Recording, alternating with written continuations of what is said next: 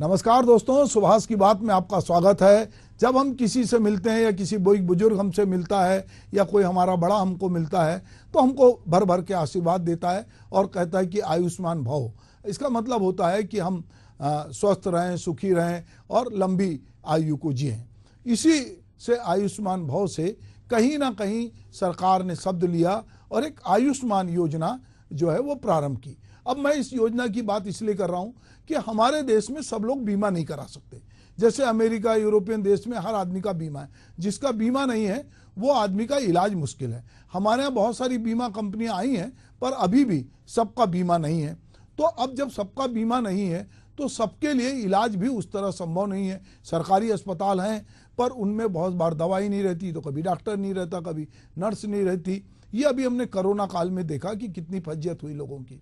पर इसके बावजूद अगर सरकार ने, जो कि लोक कल्याणकारी है, उसने अगर शिक्षा के लिए व्यवस्था की तो स्वास्थ्य के लिए व्यवस्था की और सरकार ने आयुष्मान कार्ड योजना लाई, जिससे निश्चित रूप से हम ये मानते हैं कि सरकार की इस योजना से सर्वाधिक गरीब तबके को लाभ हुआ और वो अस्पतालों में जाके अब इलाज कराते हैं। ये अलग बात है कि बहुत सारे अस्पताल में कुछ धांधलियां होती हैं और आयुष्मान कार्ड से लोग पैसे निकाल लेते हैं। मरीज गंभीर बीमार ना भी हो तो उसको बीमार दिखा देते हैं और उसमें बहुत सारे घपले घोटाले भी बीच बीच में सामने आए। ये अपनी तरफ है कि किसी योजना का लाभ कुछ शातिर लोग ले लेते हैं पर उससे बड़े पैमाने पे लोगों को फायदा हुआ है। अब 70 साल से ऊपर के सभी बुजुर्गों को आयुष्मान योजना का लाभ मिलेगा।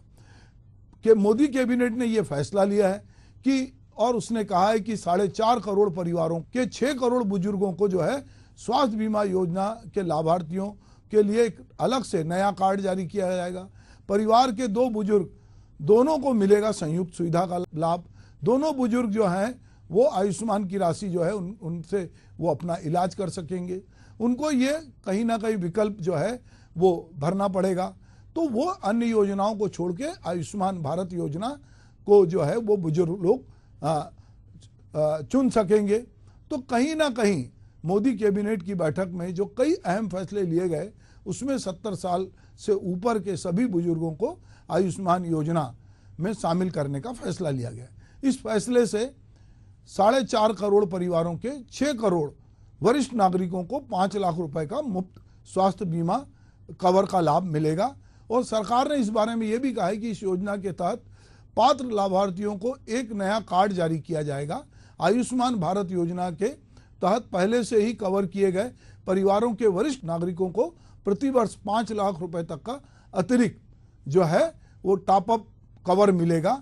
अगर वरिष्ठ नागरिक वर्तमान में किसी भी केंद्र सरकार की स्वास्थ्य योजना के तहत कवर किए गए हैं तो उनके पास आयुष्मान भारत में स्विच करने का विकल्प होगा।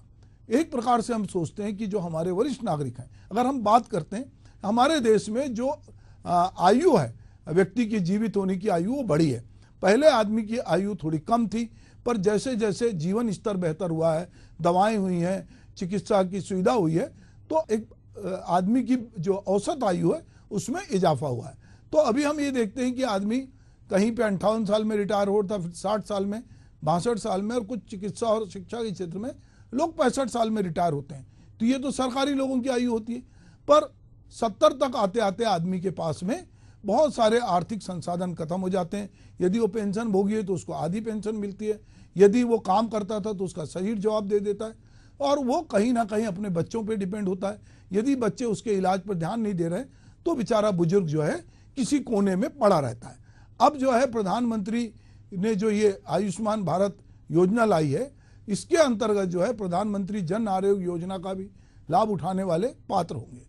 पात्र वरिष्ठ नागरिकों को एक अलग, जैसा मैंने कहा कि कार्ड मिलेगा। 70 वर्ष से जो अधिक आयु है वो उनको वरिष्ठ नागरिक, वैसे हम देखते हैं कि ट्रेन में भी वरिष्ठ नागरिकों के लिए सुविधा है। अगर आप भर के देते हैं तो आपको बर्थ भी उस तरह से अलाट होती। कई जगह जो है वो योजनाओं का लाभ वरिष्ठ नागरिकों को मिलता है। भारत सरकार की जो स्वास्थ्य योजना है उसमें पूर्व सैनिक, अंशदायी स्वास्थ्य योजना, आयुष्मान केंद्रीय सशस्त्र पुलिस बल जैसी अन्य सार्वजनिक स्वास्थ्य बीमा योजनाओं का लाभ जो उठा रहे हैं वे भी अपनी मौजूदा योजना में इसको चुन सकते हैं, या आयुष्मान भारत प्रधानमंत्री जन आरोग्य योजना का विकल्प वो लोग ले सकते हैं। इस योजना का लाभ लेने के लिए बुजुर्गों को आयुष्मान भारत के तहत पंजीकरण कराना होगा। जल्दी पंजीकरण की प्रक्रिया भी सरकार ने कहा है कि ये शुरू हो जाएगी और परिवार के 2 बुजुर्ग और दोनों के बीच संयुक्त रूप से यह सुविधा होगी। यानी कि अमूमन हम ये मान सकते हैं कि पति पत्नी जो है, अगर कोई 70 साल से ऊपर है तो निश्चित रूप से उसकी पत्नी भी उसके आसपास होगी, या घर में और कोई हो सकता है। परिवार की डेफिनेशन में भी हम देखते हैं कि पति पत्नी और उनके नाबालिग बच्चे आते हैं, तो हो सकता है कि इसका लाभ उनको मिले। राज्य या किसी अन्य सरकारी विभाग की योजना के तहत मुफ्त इलाज की सुविधा पाने वाले बुजुर्गों के लिए भी आयुष्मान भारत के तहत इलाज का कवर पाने का विकल्प खुला होगा। ऐसे बुजुर्ग यदि चाहें तो किसी इलाज के लिए जो है पुराने कवर को छोड़कर आयुष्मान योजना के इलाज की सुविधा हासिल कर सकते हैं। तो निश्चित रूप से ये एक प्रकार से हम समझते हैं कि ये बुढ़ापे की लाठी की तरह ये योजना काम करेगी। बुजुर्गों को जैसा कि उम्र के साथ होता है कि बहुत सारी दिक्कतें, आँखों में दिखना कम हो जाता है, कान ठीक से काम नहीं करते, हड्डियाँ कमज़ोर हो जाती है और बहुत सारी शारीरिक जो है कमियां शरीर में आती है। क्योंकि हम देखते हैं कि अभी मैं पिछले दिनों देख रहा था, जापान के एक बुजुर्ग जो सबसे पूरी दुनिया में सबसे ज़्यादा आयु तक जिए, वो 117 साल जिए। तो हम देखते हैं कि जापान जो है पूरी दुनिया में वहाँ लोग थोड़ा ज़्यादा जीते, पर हम ये मानते हैं कि हमारे देश में अभी लोग 70 से 80 साल की आयु तक जीते हैं। 80 से ऊपर की भी संख्या अब धीरे धीरे बढ़ रही है, 100 से पार बहुत लोग नहीं हैं। तो हमारे देश में 80 के आसपास औसतन लोगों की आयु है, और अगर 70 साल से ऊपर के लोग इसमें कवर हो रहे हैं और बुजुर्गों का इस तरह से आयुष्मान भारत के तहत जो है उनको यदि कवर किया जा रहा है, तो निश्चित रूप से उन बुजुर्गों को निजी बीमा कंपनियों से स्वास्थ्य बीमा भी अगर उन्होंने करा रखा है तो इस योजना का लाभ वो उठा सकते हैं।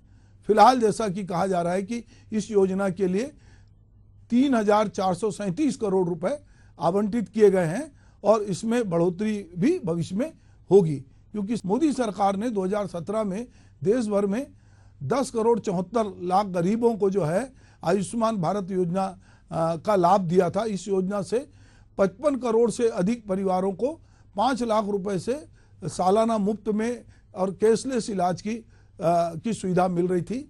और भाजपा ने अपने लोकसभा चुनाव के दौरान जो अपना घोषणा पत्र जारी किया था, उसमें भी ये बात कही थी कि 70 साल से अधिक उम्र के बुजुर्गों को इसका लाभ दिया जाएगा, और यही घोषणा पत्र के अनुरूप ही कहीं मोदी सरकार ने अपने तीसरे कार्यकाल में आयुष्मान भारत कार्ड जो योजना है उसको क्रियान्वित करने का जो है वो बीड़ा उठाया और मंत्रिमंडल ने उसके तहत ही ये फैसला किया। इस आयुष्मान कार्ड योजना के अंतर्गत कैंसर जैसी घातक बीमारी को भी कवर किया गया। इसके अलावा हार्ट डिजीज जो है, किडनी से जुड़ी बीमारी जो है उसका भी इलाज होगा। कोरोना जैसी महामारी के इलाज भी इसमें से हुआ है। मोतियाबिंद के इलाज की भी सुविधा इसमें रखी गई है, और पात्र जो लाभार्थी भी हैं उसमें 20,000 से ज़्यादा लिस्टेड अस्पतालों में कैशलेस और ये पेपरलेस हेल्थ सर्विसेज का लाभ जो उठा सकेंगे। आयुष्मान भारत योजना में appendix, malaria, hernia, piles, hydrocele, पुरुष नसबंदी, डिसेंट्री, HIV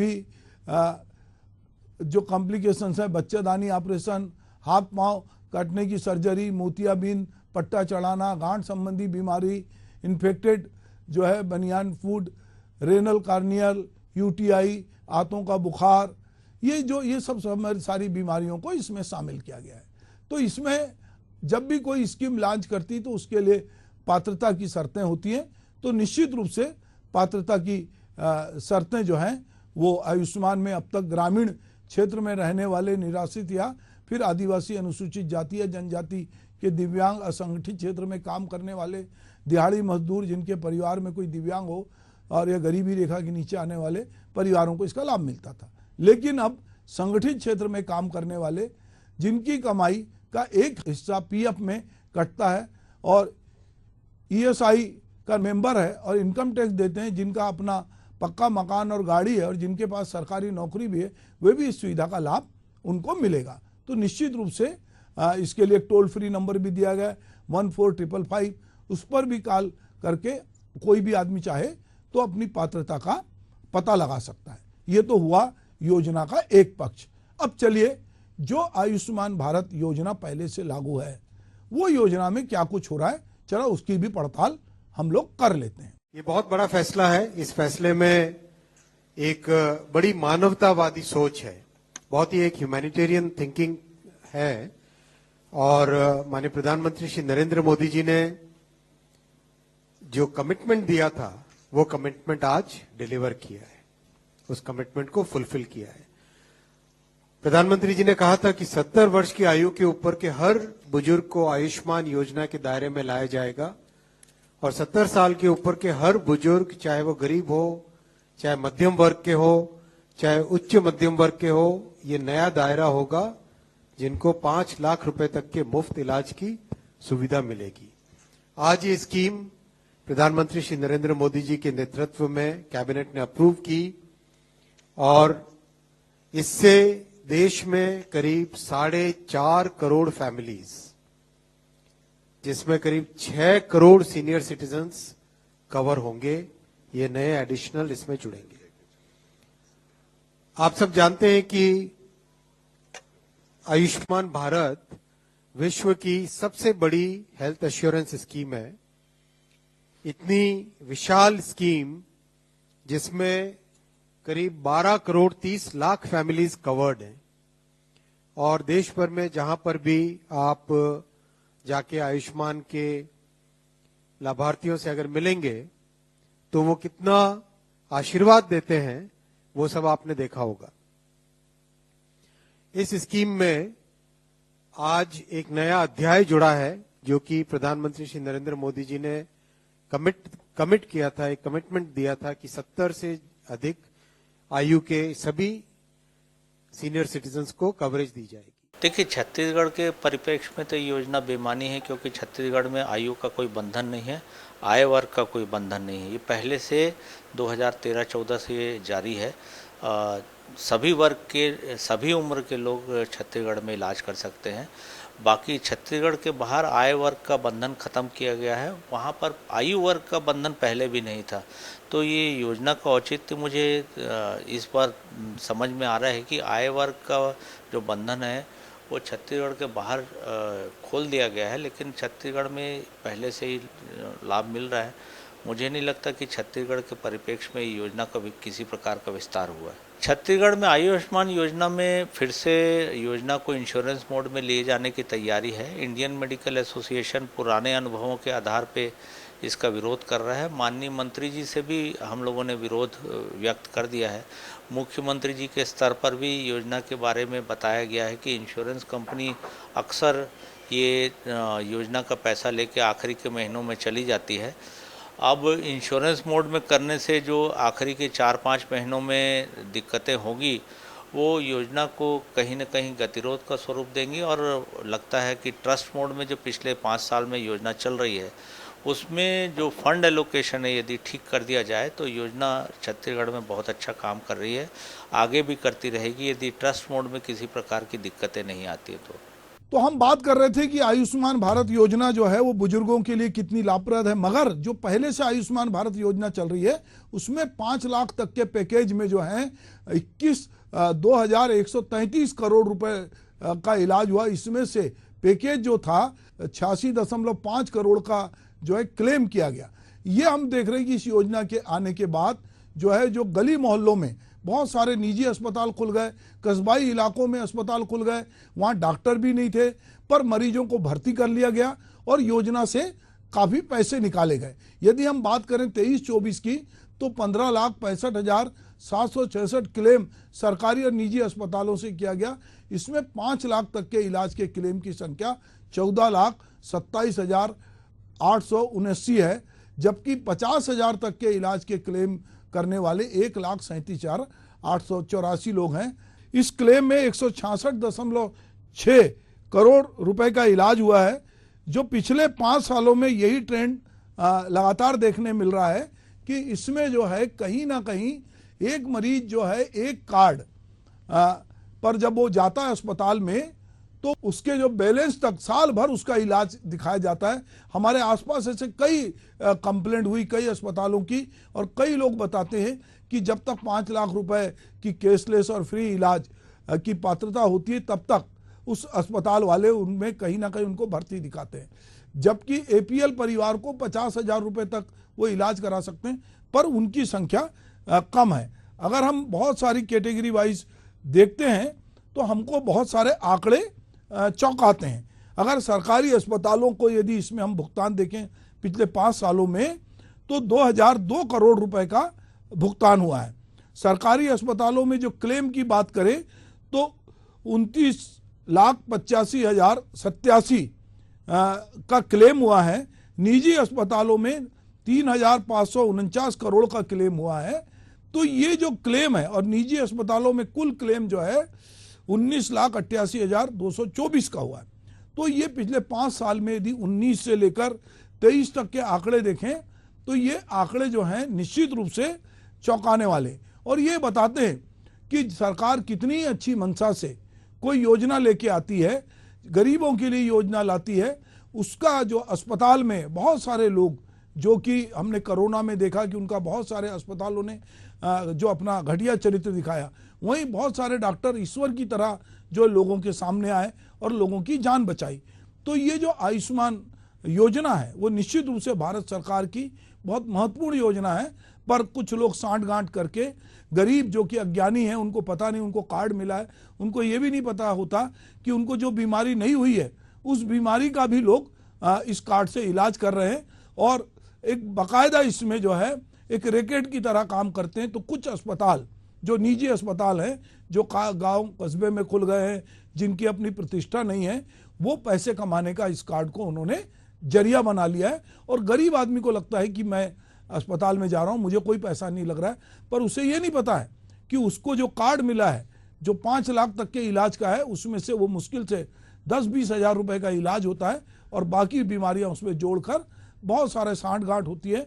तो सरकार यदि बुजुर्गों के लिए अभी नई योजना लेके आ रही है और प्रावधान कर रही है, 70 साल के बुजुर्ग भी इसमें कवर होंगे, तो सरकार को ये भी देखना पड़ेगा इसमें मॉनिटरिंग में कि बीमा कंपनियां, ये जो अस्पताल हैं जो बहुत सारी गड़बड़ियां कर रहे हैं, ये बहुत सारे इसमें दवा वाली कंपनियां, और एक पूरा रैकेट तो कहीं इसमें शामिल नहीं है कि सरकार की योजना जो गरीबों के लिए है, बुजुर्गों के लिए है, निःशक्त जनों के लिए है, कमजोर वर्ग के लिए है, उस योजना का लाभ पाकर कुछ लोग जो है रातों रात करोड़पति अरबपति तो नहीं बन रहे, ये देखना होगा। नहीं तो ये जो आयुष्मान योजना है वो अपनी जगह, जैसा मैंने शुरू में कहा था कि ये लोगों के लिए रामबाण है, पर इसमें भ्रष्टाचार भी बड़े पैमाने पर हो रहा है, जिसकी ओर सबको जो है नज़र रखनी होगी। जो लोग सूचना का अधिकार लगाते हैं उनको देखना होगा, जो समाज में वॉचडॉग की भूमिका निभाते हैं उनको देखना पड़ेगा, जो एनजीओ हैं उनको भी देखना पड़ेगा कि कहीं जो बहुत सारे लोग जो कागज बनाकर गरीबों के नाम पर जो इलाज हो रहा है